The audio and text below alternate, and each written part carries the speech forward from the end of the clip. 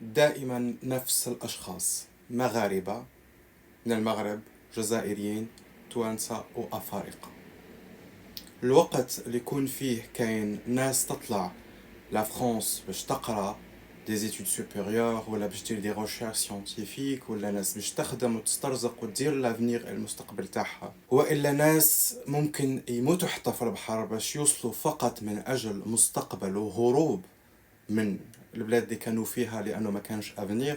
يقوموا بهذا الافعال اللي تكون ماده دسمه سواء للاعلام ولا للسياسيين باش يستغلوها ويستخدموا انه كامل ليزيترونجي ولا كامل الاجانب في نفس الحاجه. هذا الشيء ما كان حتى انسان يقبله في البلاد تاعو باش يا سلام. دونك انا نحير في الناس اللي يضحوا بحياتهم ممكن مش يموتوا في البحر، ولما يلحقوا هنايا اوليو ما يديروا لافونيغ تاعهم ولا المستقبل تاعهم ولا يخدموا ولا يقراو، يديروا هذا الافعال. هذا العمل لا يمثل كل الجالية الجزائرية والمغربية والتونسية ولا حتى الأفارقة.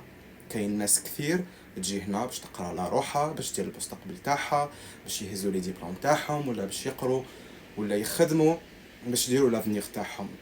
وهذه خصوصا الفئة تاع ولاد لي زيميغري اللي راهم هنايا، تلقى عندهم دول ناسيوناليتي وهما اللي يديروا هذه الأفعال.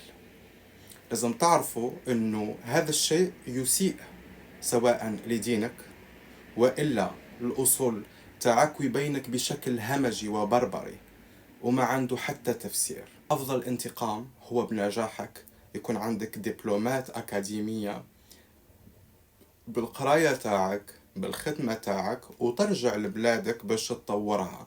ما يكونش تهربوا من بلادكم على أساس تحوسوا ديروا المستقبل ولما تجوا هنا تخمجوها وتفزدوها باش الناس كامل يتحطوا في سلة واحدة. هذا الأمر ما عنده حتى تبرير ولا حتى تفسير بولا دين بولا ملة ولا بولا تصيلة.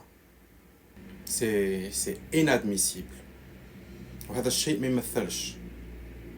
لازم تذكروا دائما كاين فئة كثير هنايا تقرا على روحها تخدم على روحها، بلوز امبورطون ليهم هما يديروا لافنيغ تاعهم المستقبل تاعهم، وافضل انتقام ليهم هو القرايه التخرج الدبلوم والخدمه تاعهم. الحاجه اللي ما تقبلهاش على نفسك ما تقبلهاش على غيرك.